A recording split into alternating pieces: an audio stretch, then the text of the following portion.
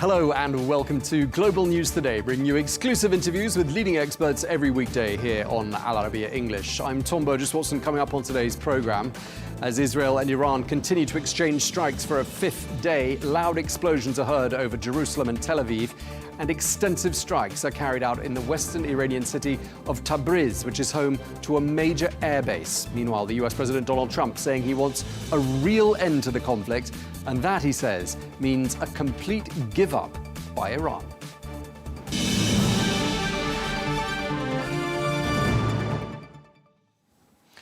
Hello and welcome to the programme.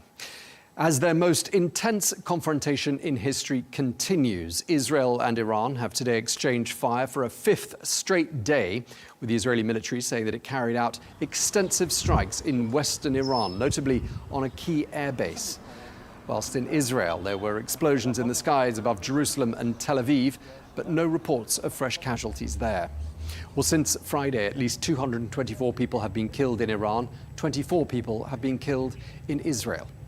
Well, the Israeli Prime Minister Benjamin Netanyahu says that he is, quote, changing the face of the Middle East with this military campaign, which he says could lead to radical changes in Iran. But world leaders are looking on with alarm and calling for a halt to the hostilities. Meanwhile, the US President Donald Trump, who left the G7 in Canada early, says that he wants to see a real end to the conflict, which he says would mean a complete give-up by Iran. We're not looking for a ceasefire. I didn't say I was looking for a ceasefire. That was Emmanuel, nice guy, but he doesn't get it right too often. But we're not looking. We're looking for better than a ceasefire. What specifically is better than a ceasefire? What are you looking for here? An end, a real end, not a ceasefire. An end. So something that would be permanent. Yeah, or giving up entirely. That's okay too. Well, for more analysis, we can speak now to Yonah Jeremy Bob, who is the senior military correspondent at the Jerusalem Post and author of the book Target Tehran, which was prominent in a photograph on the desk of the Israeli Prime Minister Benjamin Netanyahu just a couple of days ago. Thank you very much indeed for taking the time to speak to us. Your book, which we'll talk about as we go along, is described as one of the most accurate and fascinating books about how Israel used sabotage, assassination, cyber war and diplomacy to thwart Iran's development of nuclear weapons and in the process begin to reshape the Middle East. Now, we've been looking at Prime Minister Netanyahu with a copy of your book there. Let me just ask you, first of all, Yonah, what went through your mind when you saw your book on the Prime Minister's desk? Was there a message in there, do you think? Look, first, anyone who's an author is flattered when a head of state has a book on their desk, and when they're doing it as they're managing a major war from the Situation Room, I think it definitely has a message. I would say the message is, the big message of our book was if diplomacy did not succeed in reaching a nuclear deal with Iran, which deferred the nuclear threat that Iran posed for a long enough period of time, Israel was likely to attack, which is what happened in the end. So I would say that would be the message. Okay. I've been looking at some of the stuff you've been posting in the last few days. One of your more recent messages on X and in the Jerusalem Post, in fact, explores Israel's impact on Iran's uranium-enriching facilities. Just tell us, what is the latest in terms of what Israel has achieved, as far as you're aware? Sure. So I talk about there's three main facilities. There's Natanz, there's Isfahan, and there's Fordow. I'm simplifying it because there's actually dozens of facilities, but we don't have an hour to talk about all of them. So Natanz is where the largest number of centrifuges, those are the machines that move around really fast that enrich uranium, are based. And Israel has hit Natanz. There's a big debate going on right now. Israel definitely destroyed the parts of the Natanz facility that are above ground, but it seems that maybe they did not completely destroy the parts of the facility where the centrifuges are, which is below ground. After saying that, Israel did blow up the electricity connected to those centrifuges. And so a lot of officials, including now the IAEA, are saying it is possible that those centrifuges may be heavily damaged or indirectly destroyed by the electricity short out, even if they weren't actually hit, let's say, by a missile. That's one component. You take Isfahan. Isfahan is sort of, I would call it the finishing touches to a nuclear weapon. After you enrich uranium, you still need to put it together in a certain way, in certain hemispheres, in a certain core, in order to put it on a nuclear warhead. So Isfahan was the facility for doing a lot of those tasks.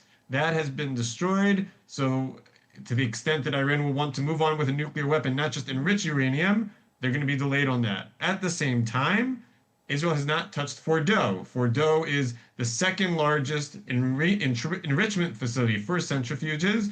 It has a lot of abilities. And so if Israel really wants to remove the nuclear threat, it can't do that unless it also has gotten rid of Fordo, or the United States gets rid of Fordo, or there's some sort of negotiated solution to deal with Fordo. Okay, I was reading some of the excerpts of your book, Yonah, and you quote Iran's former intelligence minister in one excerpt, Ali Younesi, as saying that Mossad's penetration of Iran is so deep that every member of Iranian leadership should be worried for their lives. And I just want to ask you whether you think, Israel is capable of taking out the very highest level of leader in Iran, and do you think they're prepared to do so? So there's no question in my mind that Israel has the capability to take out anyone in Iran that it wants. You can look at a sort of map of, let's say, the 13 top military commanders in Iran. Israel's taken out 9 and wounded a 10th. So you're talking about Ali Khamenei, the supreme leader.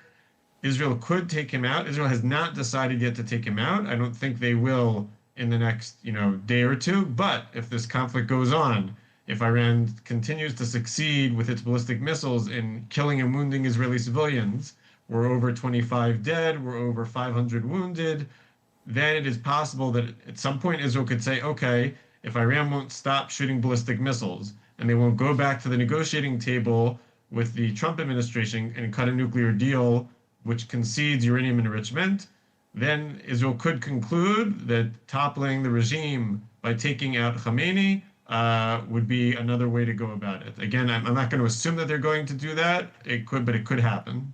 Yeah, I mean, Washington said that would be a red line. Not sure whether you believe that. But I just want to ask you, I mean, obviously, one of the things you say in your book is that the Israeli Prime Minister Benjamin Netanyahu saw the 2015 Iran nuclear deal as, quote, a disaster. And if President Trump wants a deal, he wants more diplomacy and less military engagement. Don't you think that Prime Minister Netanyahu will be similarly opposed to such a solution, especially now when Israel seems to have the upper hand? So look, right at this moment, Netanyahu doesn't want to stop the attacks, right? Netanyahu would like to take out as much of Iran's nuclear weapons program as possible, as much of its ballistic missiles program as possible. We saw that Iran, even before this stage of the war, launched massive amounts of ballistic missiles on Israel twice in 2024, which I would say were unprovoked.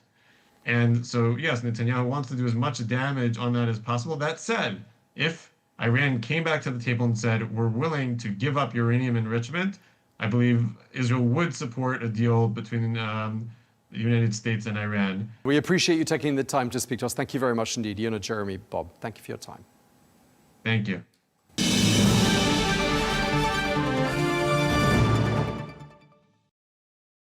Now we can speak to Suzanne Kiampuri, who is an award-winning American-Iranian journalist who joins us now from Washington. Thank you very much indeed for taking the time to speak to us. Just for the benefit of our viewers, some of them who may know you from other appearances on other channels, but you were born in the United States, you have Iranian heritage, you speak Farsi, and you've been covering geopolitical affairs and following Iran for pretty much most of your professional life. And given that introduction, I just want to start by asking you, how important is this moment that we're at for Iran? So the Iranian people, many of them feel that they're caught between two regimes, effectively, the one of the Islamic Republic and the one of Israel. There are 3 camps. Some want to be liberated by anyone. It doesn't matter who it is. Many want to be liberated, but not by a foreign power. They want to take out the regime themselves. They want to overthrow the regime themselves. And then there are people who are benefiting from the Islamic Republic and want it to stay. So we're at a really crucial complicated moment. Everything to do with Iran is complicated. It's a very nuanced country, which is often lost in some of the coverage. So I appreciate you having me on. I mean, I wanted to share with you an anecdote and experience that I personally had. I was in Iran in 2005, and this was under the Ahmadinejad era, so a hardliner, as you know. But the national team had just qualified for the World Cup, the soccer team. And we were in the streets dancing, I might add illegally, to illegal banned Western music. And the police were just standing by. They weren't doing anything about it. Now, we were stuck in traffic, and my uncle started chatting up the guy next to him in the car, because the the cars were so close that you could easily just have a chat with your neighbor in the traffic jam. And he's told him, oh, my niece is visiting from America. And the man, who I didn't know, never seen this guy before, turns around and says to me in Farsi, please tell George Bush was president at the time, you liberated Karbala, please come and liberate us. So it just goes to show that this idea of a foreign intervention is very complicated, and it's you're getting bombed. You're not going to thank somebody for bombing you, but at the same time, there is a sense of hope. So it's very complicated. I mean, everybody I've spoken to inside Iran has very mixed feelings, but the first feeling is absolute fear. Right. So it really depends, from what you're saying, on who you ask and perhaps where you ask them in Iran. What about people who live outside Iran? The Iranian diaspora in the United States is pretty large. It's large in some other countries around the world. I mean, would you say by default a lot of those people would be supporting Israel, or it's not as simple as that? It's really not as simple as that. I mean, the fact of the matter is we're seeing parts of Tehran, residential parts of Tehran, being bombed, and these are people's, former homes. And so, no, they're not happy about seeing these places obliterated, and there is this sense of, Israel not taking enough precautions. There also have been quotes going around from Israeli officials saying the people of Tehran will pay. Well, that doesn't really align with this idea, or this narrative, rather, that Netanyahu keeps reiterating, that their war is with the Iranian regime, the Iranian government, not with the Iranian people.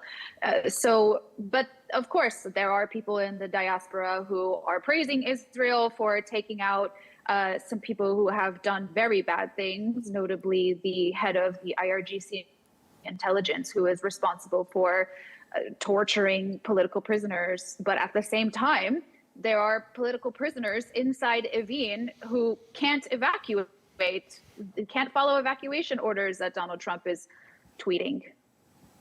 Right, and one of the big challenges, and something we hear time and time again when we speak to Iran analysts, is that it's a very young population, isn't it? The average age is 32 or 33. And I'm assuming that those younger people in Iranian society, people born well after 1979, perhaps don't have a huge amount of affection or connection with the leadership. Is that a fair comment? Yes, the 2022 protests that kicked off, the Women Life Freedom protests that kicked off after a young woman, Mahsa Amini, was killed because she had hair showing under her hijab. Those protests were largely led by the younger generation, and there was a lot of music and art and all kinds of color, so to speak, that galvanized and became emblems and symbols of the revolution, the Women Life Freedom Revolution. And as a result, I mean, what we don't see often, because there isn't a whole lot of Western press in Iran, is that a lot of women are not covering their hair. I mean, in fact, I received a picture from one of my sources inside Tehran yesterday of a woman on a motorcycle without hijab. But ironically, the people are receiving text messages from the Islamic Republic officials telling them to remember to wear their hijab in a state of war. And so there is a major disconnect between this young population and the elderly leader who is now in the crosshairs of the Israelis, if not the Americans. We've heard the United States, we've had sources within the United States saying they're not seeking regime change. I don't know what you think of that, but were there to be a change of leadership, I mean, who would replace the current leadership? It wouldn't be a simple business at all, would it? And this is part of the issue, which is the calculation behind the Americans, frankly. I mean, none of the wars that the Americans have been involved in since the Korean War have the U.S. been successful. Like, they haven't been successful in any of these wars. And so regime change hasn't really been something that is a feather in the cap of the Americans. And so they're reticent to go there. And Iran is very complicated. Yes, you can take out the supreme leader. Yes, you can take out all of these military leaders. But at the same time, the system runs very deep. Actually, interestingly, Kylie Moore Gilbert, who was a political prisoner in Evin, wrote a piece about this today, about how there is this calculation that perhaps the devil you know is better than the devil you don't, because they don't know what's coming afterwards. But at the same time, many people, many Iranians want the supreme leader gone. Now, what could end up happening is a sort of transition government that is made up of more reformers like Pezeshkian, the current president, could end up taking over and kind of leading into not necessarily regime change, but something more similar to Egypt, which is less about the revolution and more about realpolitik. Okay, that's one scenario. I mean, we've been told, yesterday we were speaking to a high-ranking Israeli official who suggested to us that there had been a couple of high-ranking departures from Iran, people who boarded flights, packed up and left and headed to Moscow, for example. I mean, have you heard anything to support those sorts of claims? So I had heard, actually, for some time now, Iranian regime officials, albeit not high-ranking ones, preparing for a scenario where they will have to flee. And so I'm not surprised to hear about this. I don't personally have any confirmation of this. I have spoken to a source close to the supreme leader who has denied it, but denied it in a thou doth protest too much way. So I do wonder if it is true. At the same time, I take these reports with a grain of salt because many people want them to be true. So I can't confirm that. I don't know. My source isn't confirming it, but I also don't think my source would confirm it. Well, one person who's watching all of this with a lot of interest is, of course, Reza Pahlavi, the crown prince and the son of the last Shah of Iran.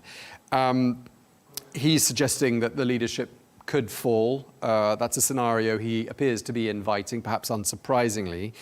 I mean, do you see him having any future role in a scenario in which there was a change of leadership in Iran? Do you think he could have a role? Do you think people would want him to come back? There are people who sort of have this sense of nostalgia about the Shah's era. But at the same time, I've heard people from inside Iran say, where is he? Why isn't he already in the region? Now, that being said, to be fair to him, I mean, there are Iranian intelligence forces all over the region. The only place he really probably could be would be Israel, and not sure that's really the best move for him. So yes, I mean, his name has always been sort of top of the list, more so as a transitional figure, maybe not necessarily being the leader. There are many very bright minds, dissidents, intellectuals, civil society leaders who could be the ones to lead the country into its next chapter.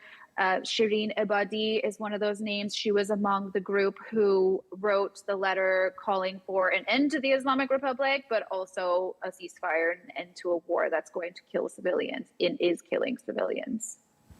And were there to be a significant change in the leadership in Iran? I mean, how many of the people that you know in the United States, where there is we're told, approximately 2 million strong diaspora of Iranians, I mean, do you see a lot of people who are based outside Iran suddenly deciding actually it would be nice to come back and be part of the country's future? What do you say to that?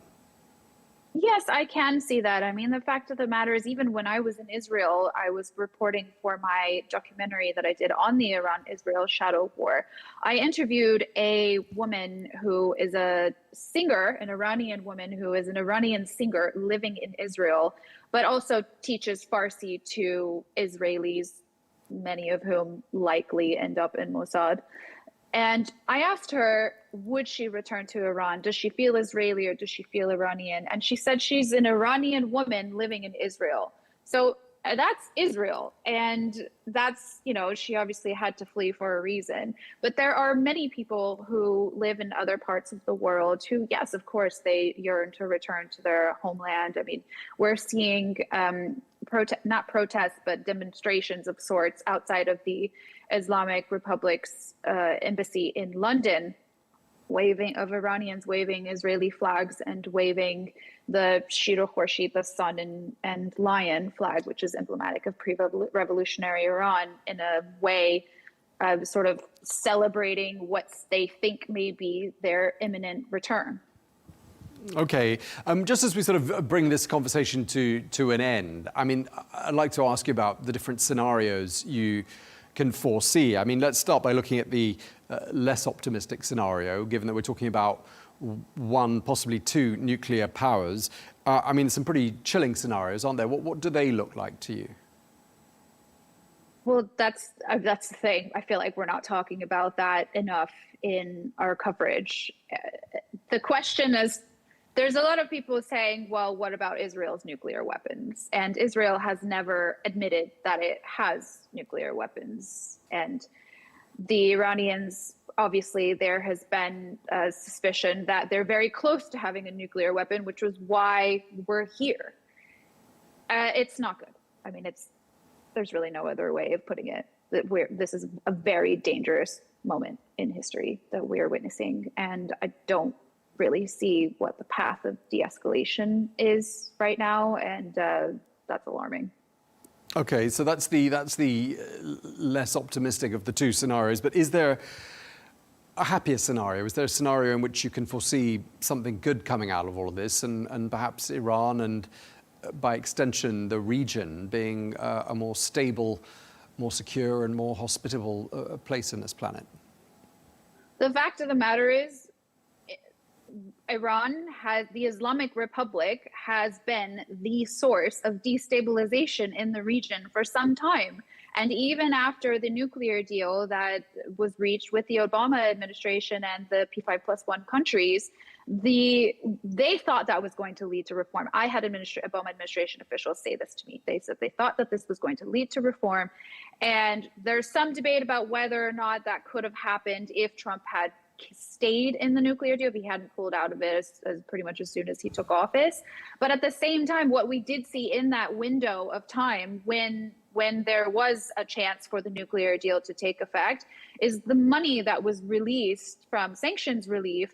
All of that money did not go to the Iranian people and Iranian infrastructure. It went to proxy forces in the region, in the Middle East, so that the Islamic Republic could continue to export its revolution. And so really, it seems like the only path to peace is, one, if the Islamic Republic ceases to exist, or two, which I wrote in my semaphore column, the Islamic Republic says that the reason why it is at war with Israel is because it is the guardian of the Palestinians, because nobody else is doing anything about them. So arguably, does that mean that if there were to be a Palestinian state, then the Iranians no longer have a reason to be at war with Israel, and that leads to peace in the Middle East? Okay, well, we're going to have to leave it there, but we really appreciate you taking the time to share those scenarios with us and share your experiences with us. Suzanne Kianpour, thank you very much indeed for your time today. Thank you.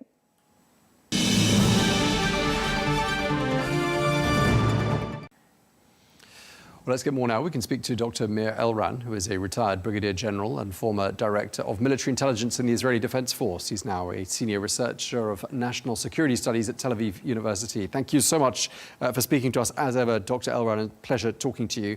I gather you have just emerged from a bomb shelter there in Tel Aviv. I wonder if you could tell us what happened and what the mood is there in Tel Aviv right now. Well, what happened is that there was another barrage of 8 missiles launched by the Iranians from Iran to Israeli civilian targets. And naturally, 7 of them were aimed, targeted the Tel Aviv area.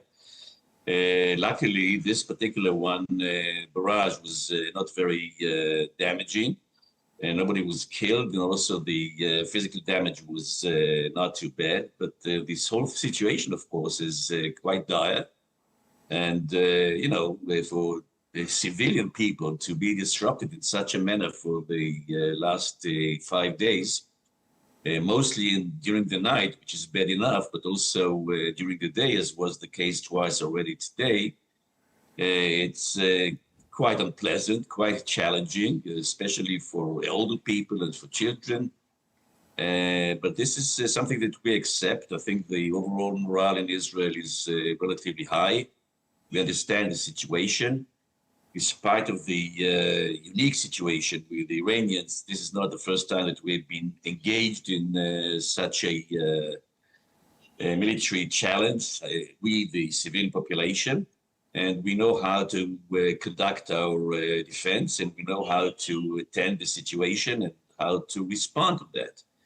And that is, of course, together with the military capacity, also the defensive military capacity of Israel that manages to intercept something like 90% of the missiles and drones that are being launched against Israel, which of course helps a lot to know that we are in good hands, and we hope for the better.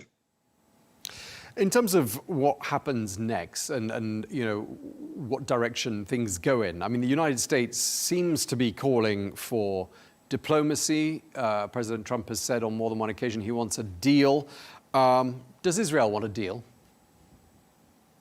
Of course Israel wants a deal, but the question is not if we have a deal or not, but the big question is what would be the essence or the content of such a deal. And here it's very important for us to see several things that are actually happening in this kind of a negotiation or dialogue that will hopefully take place soon. Number one, of course, the nuclear capacity of Iran has to be dismantled totally, with no ability for them to restart this whole project anytime soon or ever. This is number one, very, very important. Number two, of course, is the issue of missiles. The Iranians have a huge arsenal of missiles that cover the entire Middle East area, and it has to be dismantled as well.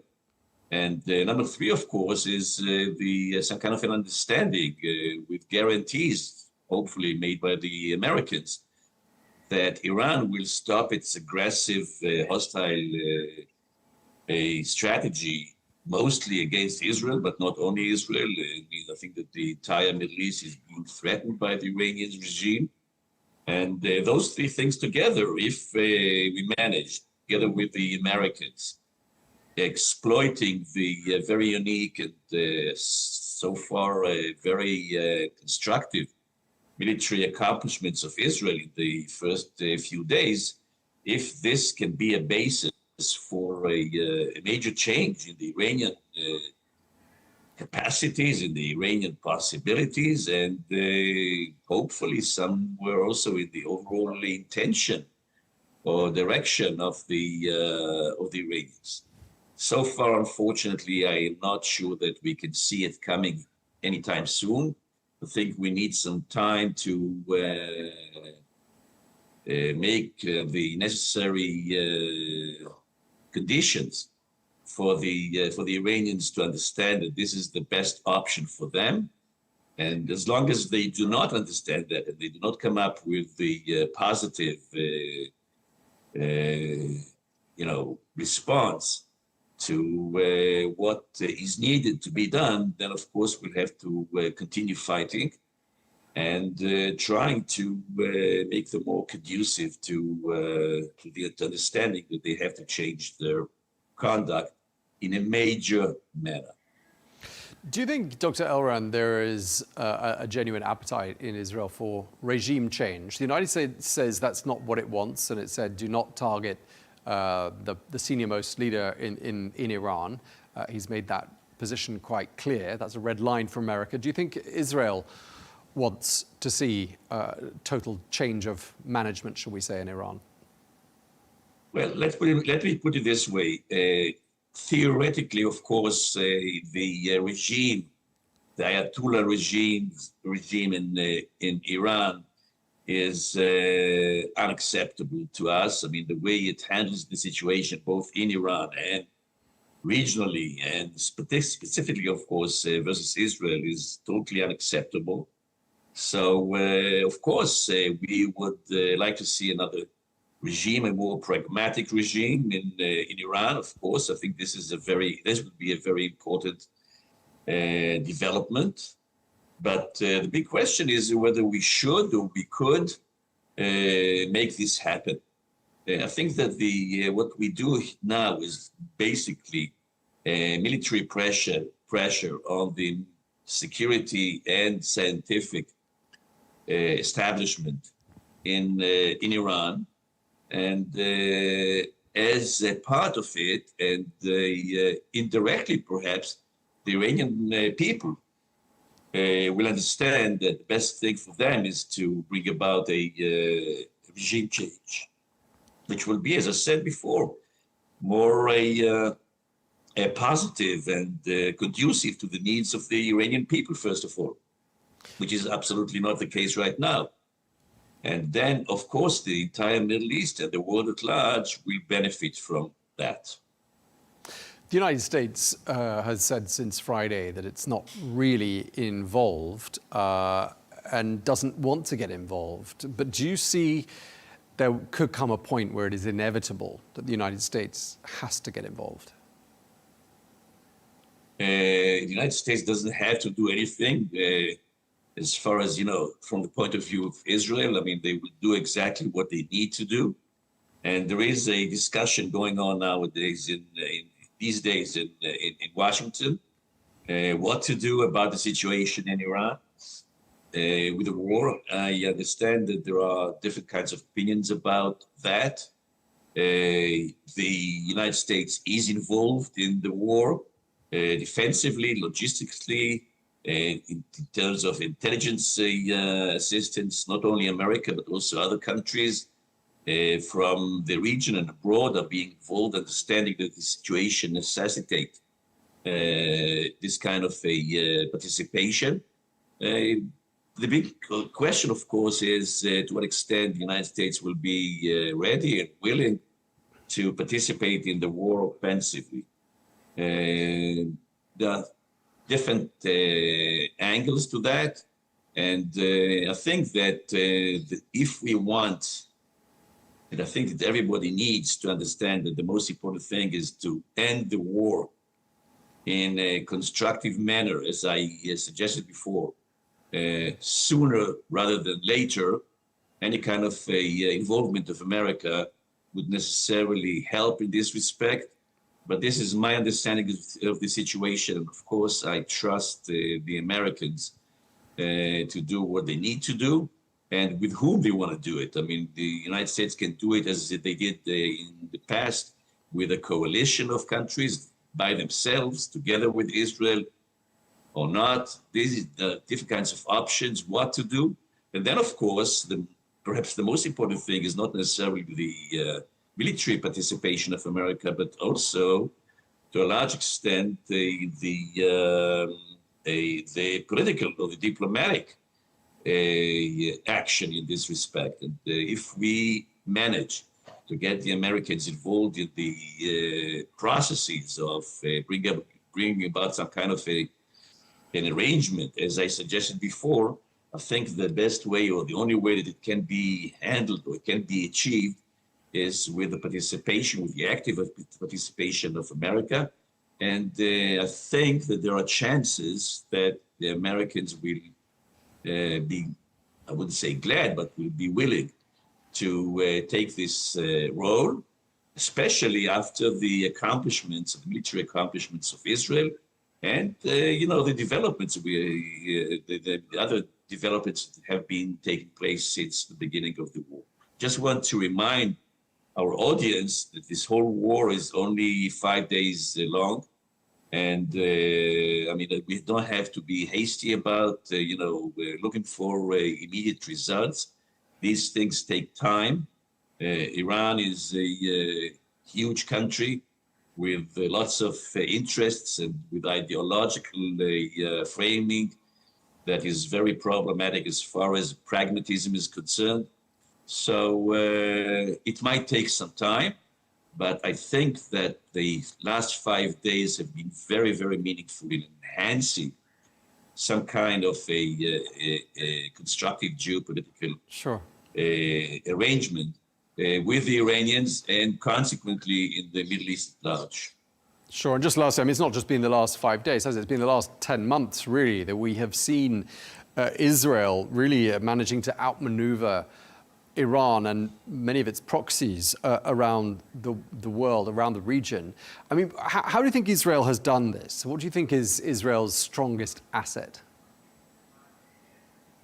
Well, I think, of course, there is a discussion in Israel about the strength of Israel itself. And I think I should say that it's divided into two major domains. Number one is the spirit of the people of this country. We have been involved in a war since October 7th, of course, a very, very serious, dramatic, agonizing, horrible kind of a war around Gaza with lots of problems for us.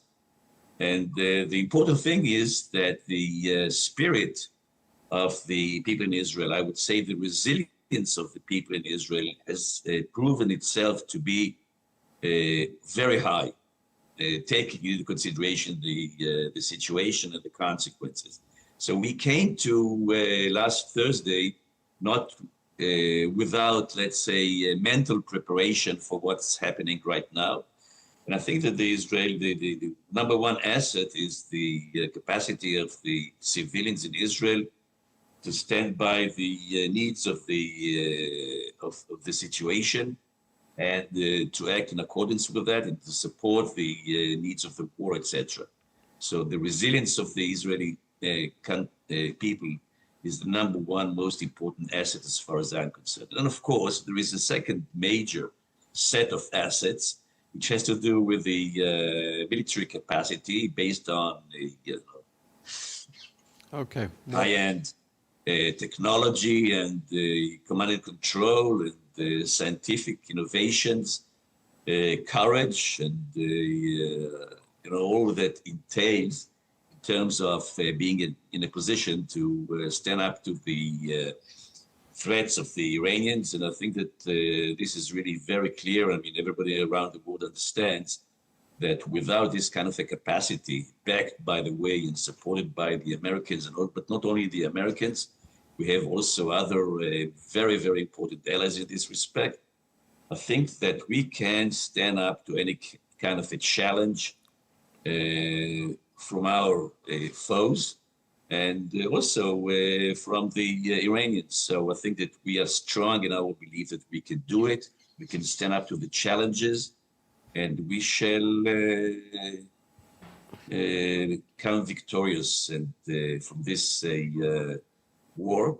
Okay. And hopefully, and this is the most important thing, that we will be able, with these accomplishments, to change the geostrategic structure of the Middle East. I think this is a major challenge and a major chance, not only for Israel, but for the people of the Middle East at large.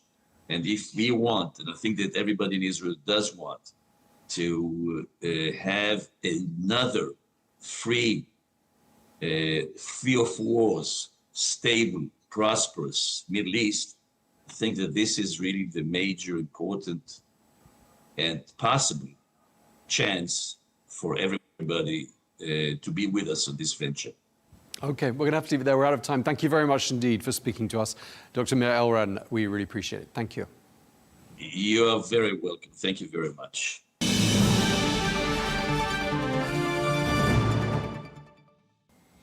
Well, let's bring into the conversation Behnam Ben Taliblu, who is a senior fellow specializing in Iran and its nuclear program at the Foundation for Defense of Democracies, the FDD. Thank you very much indeed for taking the time to speak to us. Just first of all, I want to draw on your expertise on the nuclear program and ask you about some reports we've been receiving that various tests are being carried out in the Gulf area for radiation. This is, of course, linked to Israeli targeting Iranian nuclear facilities. And I'm just wondering what sort of a risk you think targeting those facilities could carry? Well, it's a pleasure to be with you. Look, no doubt, even in the early days, within hours of the strike against several Iranian nuclear facilities, particularly Natanz, which has an above ground and a subterranean component to it, enriching uranium via gaseous diffusion in centrifuges, there was the risk of radiation which could pose potentially an environmental as well as a human risk. Thus far, the limited good news, you could say, if there's good news at any time the Middle East is at war, is, of course, that there hasn't been radiation really leaking out of some of these nuclear facilities that have been struck. This is at least based on what the International Atomic Energy Agency has been putting out, and they are in conversation with Iranian authorities who still have access to some of these facilities.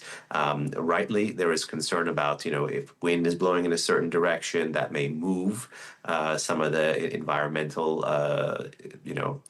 fallout from some of this strike, potentially, God forbid, towards the population center. But thus far, that does not appear to be an issue. And even, in fact, previous studies, I think from a little over a decade ago in Washington, that looked at this issue thus far appear to have overshot or overestimated the likelihood of this. One thing that would obviously be a massive humanitarian and environmental catastrophe is if a functional operating reactor, for instance, would be struck rather than a reactor that is being built, something that doesn't have fuel assemblies in it, things of that nature.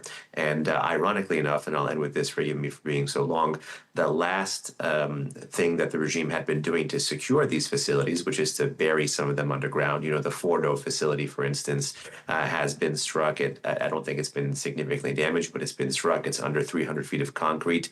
The Natanz facility, the underground one, is not under that much concrete, but it is subterranean. If there is radiation leakage or any other major chemical contaminant, the fact that these facilities are subterranean largely has meant, and probably will continue to mean, that they'll be concealed and entrapped within the subterranean facility. Okay, I was just reading that Chernobyl affected an area of tens of thousands of kilometers. So, Gulf nations are right, aren't they, to be Yes, that's worried? Chernobyl's very, very different, as also Fukushima, for instance, on the water, but very, very different than a smaller enrichment plant.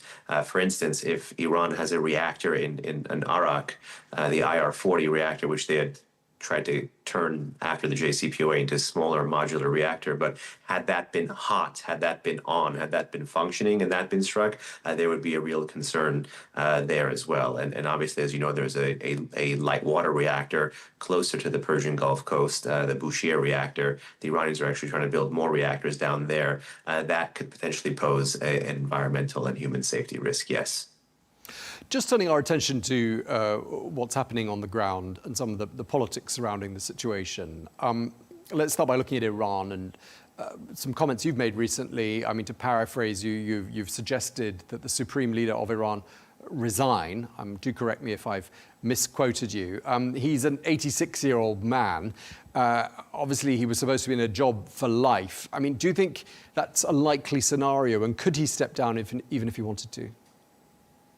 Oh, no, I don't think the supreme leader of Iran is reading my only recently created X or Twitter account. But in essence, that is my recommendation for a peaceful resolution to this crisis, a crisis that is affecting not just one nation, but many nations across a war-torn Middle East already. You know, that individual you mentioned, the supreme leader of Iran, that's a title meant to be taken rather literally, by the way, is an 86-year-old individual whose revolutionary ideology is rendering an 88 million person nation hostage in this, what is now, you can say, larger overt shooting war between Israel and Iran. So that was just my humble attempts. And I think in the bottom of the tweet, I even referenced when someone with an even loftier religious title, the Vicar of Christ, if you may remember, Pope Benedict even resigned, and popes don't traditionally resign.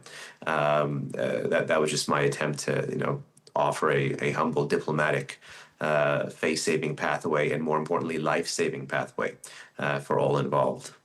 Yeah, I mean, you mentioned an important point as well there, which is, you know, there is a huge gulf, isn't there, between the average Iranian person and that man. I mean, the average age of an Iranian national, according to what I found out today, is 32. So we're talking about a very young population. And there we have this young population. We've seen them out on the streets before being given orders by someone who's, you know, approaching 3 times the average age of the person in Iran. I mean, a huge cultural gap. And I'm just wondering whether you think that is the underlying issue, or one of the main underlying issues that Iran faces right now.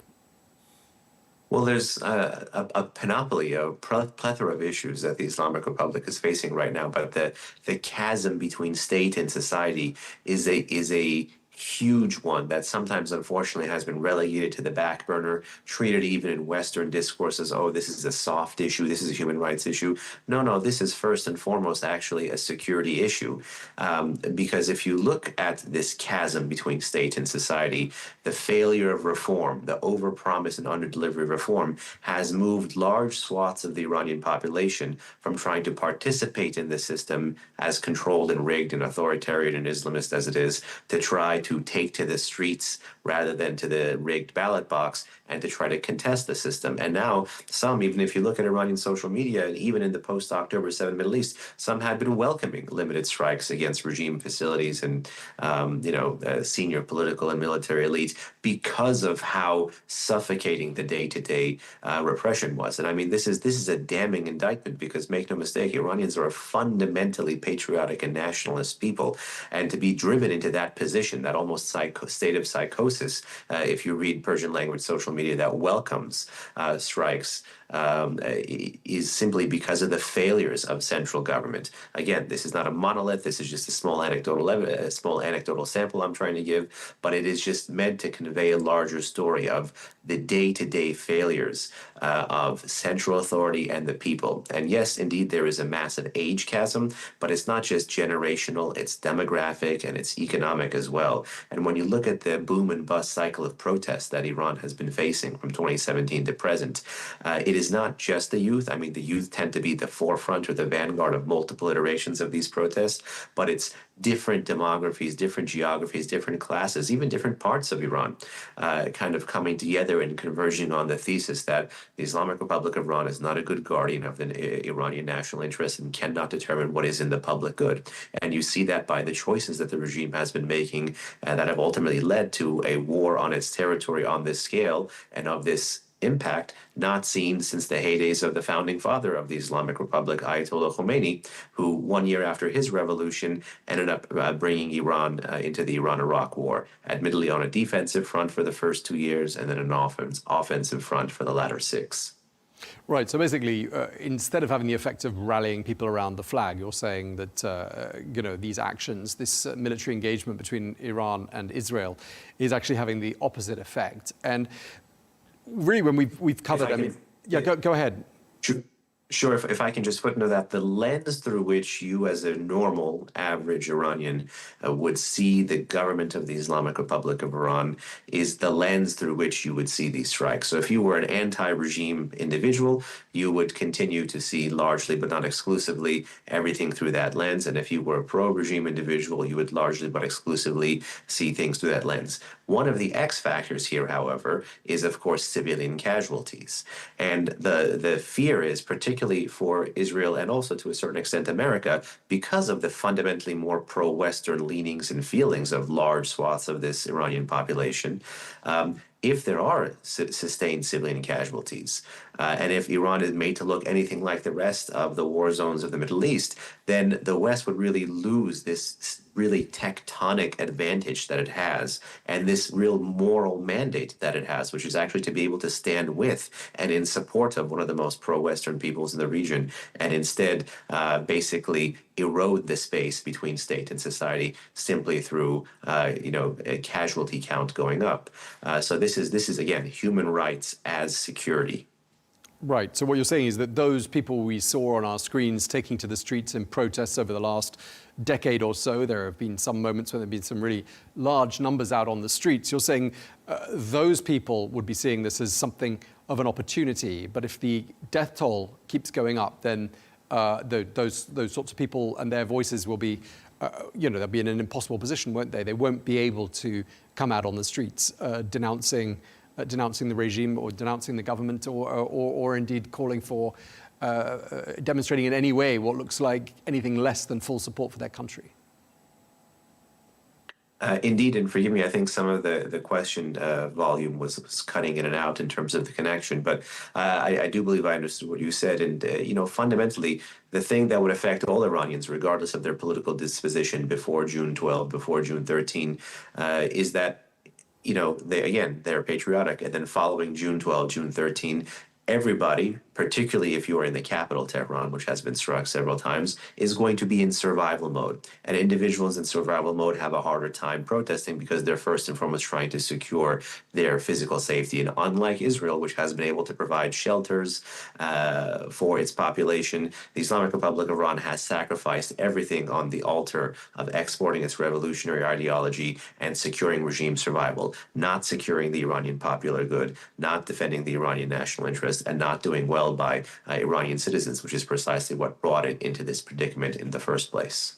You're in Washington, and I'd like to ask you what you read into what President Trump has been saying up until this point, and what that tells us about how involved or perhaps not involved the United States could end up being in this situation.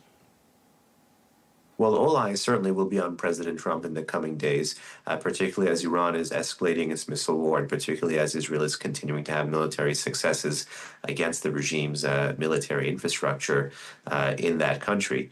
But make no mistake, continued Israeli military successes offers the U.S. several options. One is to kind of enter and just broker a de-escalation, deconfliction, ceasefire agreement. I don't think that's going to be likely anytime soon. The second is, of course, is to actually have Israel's military successes be something that the president may politically seek to translate into leverage at the nuclear negotiating table, where both sides currently are not at right now. And to have the president go to the Iranians and say the only thing standing between you and certain death is me, particularly with reference to the story that came out this weekend that the Israelis were interested in targeting the supreme leader of Iran. And so here the U.S. does have options. Obviously, another option is for the U.S. to be able to join militarily in the counterproliferation campaign, particularly at sites that the Israelis do not have heavy bombers for, such as that Fordo fuel facility, which is, again, underground, about under 300 feet of rock.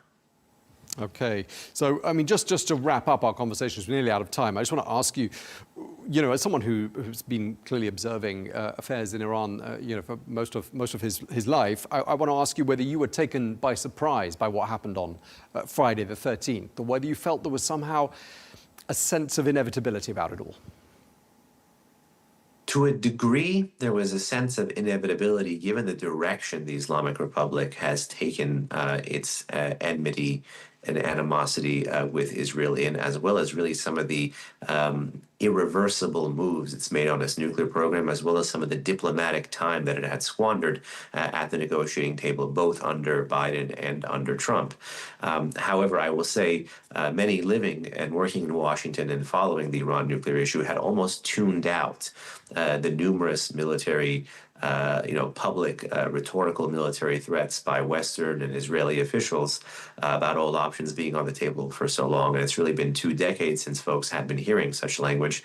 And that, I think, is also why not just analysts and experts in the West were caught by surprise by this preemptive Israeli attack, but also likely Iranian political and military officials who may not have expected it at this particular time, given the steady stream of commentary about a potential military option, and one that apparently was not taken until Friday the 13th. Okay, well, we're going to have to leave it there. We're out of time, but really appreciate you taking the time to speak to us. Ben Taleb, thank you very much indeed for your time. Thank you.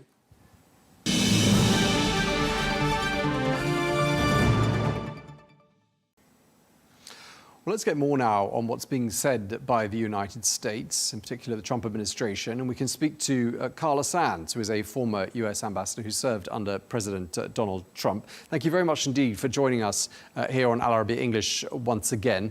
Ambassador Sands, I just want to ask you, President Trump said today he wants something better than a ceasefire, he said. He wants a complete give up by Iran in return for peace. What does complete give up look like, in your opinion? It means no nuclear weapons, no enrichment of uranium. The power in Iran is around 2% nuclear. They do not need to do nuclear enrichment. That's not on the table going forward for Iran. President Trump's been really clear, and he has the back, it seems, of the leadership in Israel. And I don't think there's any going back for Iran at this moment. A lot of speculation as to why President Trump left the G7 summit early. What was your take on that? I think he was intent on what is the most important thing. His time is so valuable, as any world leader is. I mean, the leader of every country, right? They have only so many hours. If this is happening and there are American lives and the world, the global well-being at stake, he's going to prioritize meeting with his national security team and making a plan to go forward. There's a lot of talk in the U.S. about not getting embroiled in more forever wars. But the fact is, he's been really clear with Iran and the mullahs. They had 60 days, and they've had years, right?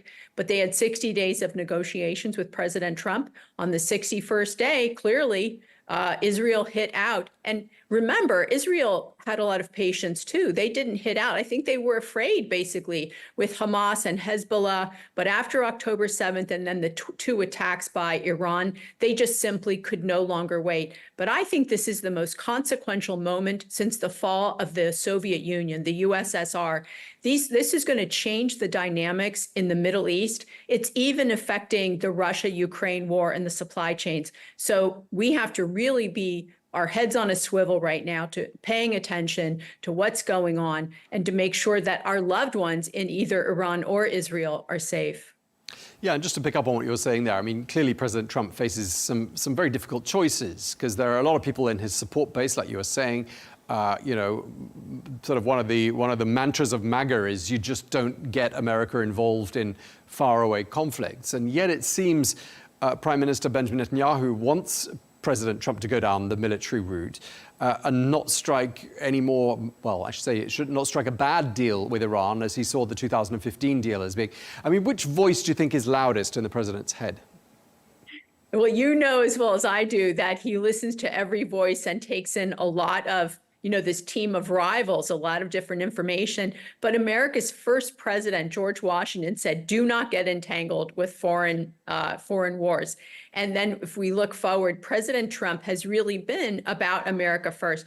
But the fact is that Iran cannot have a nuclear weapon. It threatens not just the region, but the world. And so he's restationing some battleships. We have in Diego Garcia, we have B-2s and 52s with bunker buster bombs prepared to move forward if President Trump gives the word. What do I think will happen? I hope that the mullahs take the path of least resistance, which is to agree to give up all nuclear enrichment and the uranium that they have ready, and that they step back from this precipice. The Iranian people are great. They're educated, they're young, they want opportunity, just like the people in the UAE want opportunity, and throughout the world. So there's real challenges, but opportunities here, depending on which route the mullahs decide. But there's a group in Iran that wants free elections. They have a 10-point plan. It's this wonderful group of Iranians, and there are many of them. And when the world leaders watched in 2022 when Mahsa Amini was killed while in police custody because she wasn't covering her hair properly, that death caused people to take to the streets in Iran. But the world, whether it was the US government or the other governments in the region or powerful nations, they stayed silent. They did not support the people of Iran. They're asking for the support of the global leaders. Support the people so that they can have, they can overthrow. They don't want boots on the ground. They want to do it themselves. Take out the mullahs and have an elected government. That's what they're hoping. They're not asking for money. They're not asking for boots on the ground. I mean, do you see the US getting involved militarily if it really escalates into a full-scale war? If you mean boots on the ground, I do not believe that President Trump will send young American men and women. If you're saying, do you think there will be some kind of air support for Israel regarding taking out these weapons? They already took out a 14-story deep bunker. I think it was Nasrallah, but they did take one out. So they're just discovering more and more enrichment sites. There's a lot going on. It's a very fluid dynamic at this moment. I don't believe that President Trump has taken anything off the table. Right. I mean, the Pentagon chief Pete Hegseth saying that the US is deploying, quote, additional capabilities in the Middle East. I mean, should we read anything into that, or is that just part of keeping all options on the table? Well, I think the USS Nimitz is headed there now to join the Carl Vinson. That's what I understand. So there's a lot more power coming into the region. I mean, you have to also say that the Chinese Communist Party must be popping champagne right now, celebrating, because they want the U.S. distracted in 4 foreign conflicts. That's their goal, stated publicly. And you look at this one and the Ukraine-Russia war. We're very distracted from what the major conflicts are when you see, the actual threat by the CCP regionally and then worldwide. Do you see China or Russia perhaps coming to Iran's aid in the event that it starts to look even more vulnerable? Well, I think there are more than 25,000 Chinese in Iran right now. And then I believe Iran publicly disclosed that the Chinese were selling them components for their military hardware. So China's already aiding Iran. Let's just say Russia, China, and Iran, and to a lesser extent, North Korea, have really teamed up. It's a shame. Russia should be on the side of good in this situation, but China certainly is supporting Iran at this moment. Russia doesn't, I think, have the bandwidth to do as much cooperation as they were doing. But you know that Iran has been supplying missiles to Russia in this war, and drones. So there's been some very bad cooperation on this end. I would hope to see, and President Trump just said G7 should be G8. Russia should be part of that. Russia should be part of the West and not part of a so-called, I don't even want to call it an axis of evil, because really the people of Iran deserve so much better leadership than these mullahs that have taken control of this country and really starved it of progress and support, while they have siphoned just billions and billions of dollars into their own pockets and the pockets of their cronies. One of the interesting comments I saw in the last 24 hours or so came from General Mike Flynn, former U.S. National Security Advisor. He said, we have to let Israel finish the job, which will allow the U.S. to focus fully on the CCP, and you were just mentioning China there. What do you think of his voice? Is that a loud voice in America these days? Well, I think he has a voice that reflects the, I would say, so-called MAGA base, the America First base.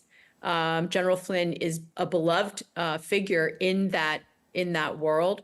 So I do pay attention to what he says. He's a very experienced man. But there are a lot of other military leaders that are saying the same thing. I was just with two generals. One was, I think they were both the former SACEUR, and I worked with one of them.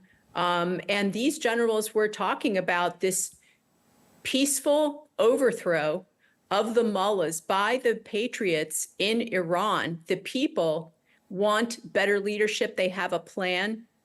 There's a president-elect already waiting in the wings, ready to come in and have a government with free and fair elections, with equality between the sexes, where they have equal opportunity for employment, that they don't need their father's permission to marry or divorce, a male's permission to divorce, the idea that they don't have to cover their hair, like Iran was when I was a young girl. It was a much freer place, and women had more place in society. So that is the goal, that there are courts with the right of representation and appeal without biased judges, things that right now the people of Iran do not have, like an end to those religious police that tend to arrest women and beat them. We keep hearing from US officials that they don't want regime change. They're not looking for that, that it will be, a red line to target the top leadership there in Iran. But, let's be honest. I mean, the United States would not be averse, would it, to a pretty major management reshuffle in Iran, would it? Well, my understanding is, and I am not on the inside, I'm on the outside, but I have heard that President Trump actually said, do not take out the Ayatollah, that there was an opportunity. Israel has done these pinprick, removals of the leadership of the IRGC, of the Iranian leadership, and that he didn't want Israel to do that. But the people of Iran should be able to do that. The people of Iran want better. They deserve better. And so I'm just calling on the leaders in the free world, the leaders of the major countries and the people that are willing to stand with the people of Iran and say they have a right to have a better life, to not live under the brutal dictatorship of these mullahs who have really abused the people of Iran for decades. I mean, since the late 70s, early 80s, that's a long time. There's generations that know nothing else in Iran. It's time to let the people of Iran's voice be heard. It's time to let them have better opportunities and have freedom. Okay, so just to wrap this up, what does success look like in this particular context as far as the United States is concerned? I think for the United States, the idea that Iran has no nuclear weapons, does not have the capacity to enrich. You saw just a few days ago, the IAEA came out and said, look, they've been cheating. They're lying about what they're doing with the enrichment. Well, we all knew that, right? There's nothing they've said that's been true, this regime. And so I think success looks like they are agreed a non-nuclear group. And that's something also that this resistance group in Iran agrees. They don't want to be nuclear. They want to be a peaceful country that coexists with their neighbors and that grows economically. So that's, I think, a great opportunity, is to see Iran re-enter the community of nations, to have good relationships, to maybe even join the Abraham Accords and begin to do free and fair trade with their neighbors and with the world.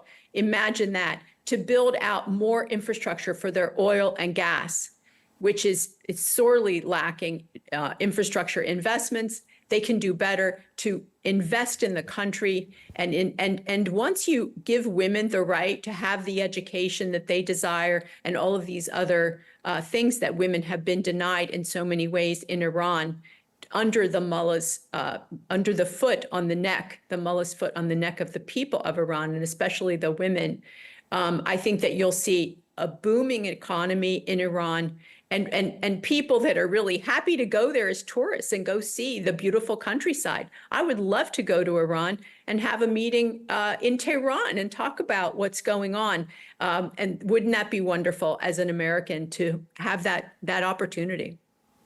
Okay, well, on that upbeat note, we have to wrap up. Thank you very much indeed, U.S. Ambassador Carla Sands. Thank you very Great much indeed talking for taking to the you, Tom. time. Thank you. Thanks.